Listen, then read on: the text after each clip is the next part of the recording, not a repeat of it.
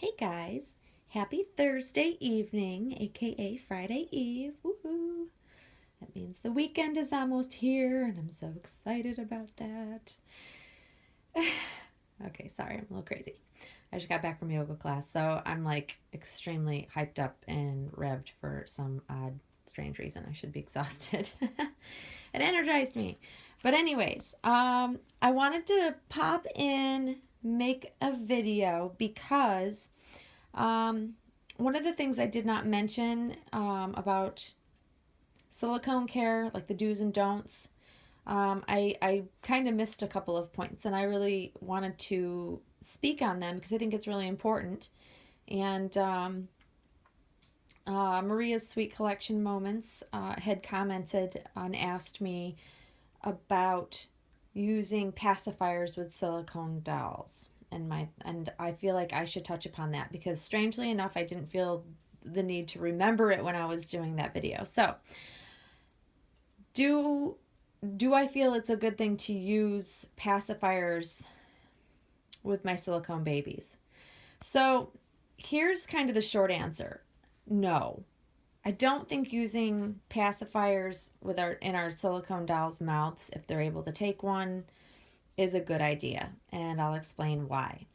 I am a pacifier lover in the way that I like to purchase nice pacifiers. I have a fantastic collection. I have some of the best, prettiest collection of different brands of pacifiers, and I love to have them. I like to have them sitting as props. You always see this one sitting up in the corner, or one of the pacifiers sitting up in the corner next to my dolls whenever I'm videoing because I like them as props, and I like to have them to say I have them, I guess.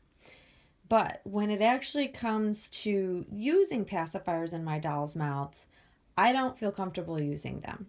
I know that they're able to use them. It's not that the artist has said, no, don't use them. But to me, it's one of those common sense things. If you are putting something in and putting something in and pulling it back out of their mouth, there's always friction. Always. Even if you put powder on it, even if you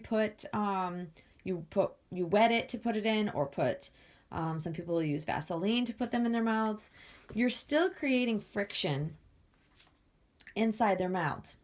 And it's also another common place that if you're an excessive pacifier user, you may find that the paint starts to come off the mouth or the lips or even inside of the mouth.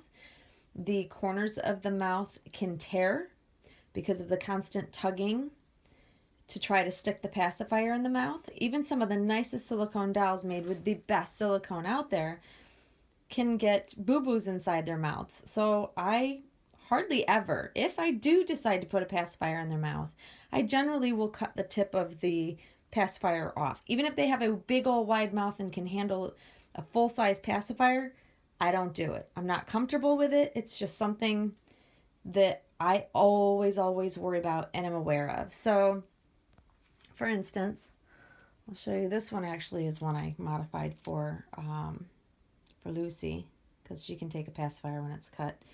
So this had a rather large, I think it was up to 6 months, but this I cut the tip off of just so I could use it. This one actually has it's a smaller one, but if I were going to put it in her mouth, I would probably cut it and cut the bulb off the end, just because that's usually where it creates issues trying to get it in their mouths. And I've seen people struggle on camera, on video, especially when a doll has a tongue that might be loose in the mouth. Like, that just scares me, that if it's going the wrong way or you get it up underneath the tongue, you're going to rip that inside of there. And I honestly just don't think that their mouths were designed, even though people love to use them, including feeding them bottles and things like that. I have bottles as well. I have Claire Taylor bottles. I have a collection of them that I can use, but I don't generally, unless it's like once or twice for the camera, I don't put things in my dolls' mouths. The only time I've probably ever done it is to make a video. So I just feel like it's not necessarily a good idea. To each their own. This is just me giving my feedback of what I think, and it is for the intention of preserving the quality and the keeping the doll as original and in perfect condition. Now I know that the fact that I ever dress a doll could possibly make it not in perfect condition, but I try really, really hard. It is my goals to keep my dolls perfect. I don't like to have a doll with boo-boos. I generally don't keep dolls with boo-boos. It's just a pet peeve of mine. Once I know that the doll has an issue, I find it very hard to stay bonded with the doll, so I try very, very hard to keep the doll intact without any boo-boos. And that's how I feel about it. That's my way of collecting, and it's only one person's opinion. But people that are new to silicone collecting and silicone dolls, I'm just letting you know that you may want to refrain from always putting a pacifier in their mouth. It's not only the friction of putting it in the mouth and pulling it back out, it's also the fact that you may stretch out the silicone because of having something in it. I know that artists have said that you can stretch out the mouth if you're not careful and you leave a pacifier in there too long, especially a large pacifier, because a lot of the really cute ones that we like the design of sometimes only come in those larger 6 to 12 month aged for babies that age, and the nipple size on it is ginormous because they're meant for older babies. So the larger the nipple that you're putting in the doll's mouth, the more chance that something could happen. So I just think it's not necessarily a good idea. So like I said before in the previous video, I err on the side of caution always with my dolls. So yeah, so you'll always see them as props next to my dolls, but I don't generally use them. Now on reborns, dun, dun, dun, dun, there she is. She's still sprawled out, like totally sacked out in her bouncy seat. And with her, it's actually pretty easy to put, to modify a pacifier and stick it in her mouth, and it doesn't seem to bother. And I don't have a whole lot of concern that something's going to happen to it or damage her mouth. But I have seen magnetic pacifiers that have taken paint off of a reborn's mouth. So I'm always very cautious with them as well. Just because I think it's a good idea to err on the side of caution if you want to keep your doll in perfect condition, But this just has a silicone cut nipple that fits right inside her mouth, so there's no friction there, so I'm not really concerned that would cause an issue. Also, with your silicone babies, using silicone versus a, oh my gosh, I just lost the latex. I lost the word there for a second. Latex nipples, not something that you want to use with your silicone doll. Quite a while ago this came up because a lot of these also, these foreign brands, they still make them in latex. And unfortunately, the problem with latex is it does break down over time.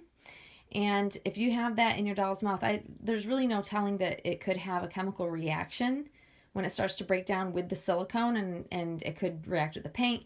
Lord only knows. All I know is that every artist I've asked about it throughout the years of collecting has said, don't do it. The way around that, if you find a pacifier that you absolutely love and it has a latex nipple, is that you can actually cut the nipple off, and I did that with this one actually. So this Suavenex, because let's see if I can get it to focus. Suavenex is one of my favorite brands of pacifiers, but sometimes I can only find that certain ones with a latex nipple. Sorry for the noise, guys. But if you can see, there's latex underneath there. But what I did is I actually cut the nipple off, and then I used some Silpoxy, like I said, great stuff. And whoops, I dropped it. But I just reattached a silicone nipple. And it's only for the effect of having it for props purposes, because I don't put this in my doll's mouth, but I wanted to have it be a silicone nipple. So then I just reattached it so that way, and it's sealed, and I sealed it all the way around where the latex would have touched the baby. And anyway, if I did decide to use it, so therefore it becomes a silicone nipple. Just a tip there, guys. And I've done that with multiple different brands of pacifiers because, like I said, I like the design on the ones, but I don't want to ever put latex up against my silicone doll because it could create a problem. And that came straight from multiple artists, guys. So I follow their instructions. So there you go. There's my big chat on silicones with pacifiers, and do we use them? Do we not? It's completely up to you. You guys, it's your dolls. You can choose to do whatever you want to do. This is just how I choose to be cautious and very careful if I do use them, and not that often. So, hope that covers it. Yeah, that's pretty much it for now. Hoping I'm going to have like a peaceful, quiet weekend because my other half is actually out in Colorado visiting a friend of ours. And my oldest has moved out into her apartment, so that's cool. And then my youngest has been hanging out with her sister a lot this week, so it's actually been pretty quiet and peaceful. So I'm hoping my weekend is the same. So I hope you all have had a great work week so far, and we will see you all soon. Thanks for watching. Bye-bye.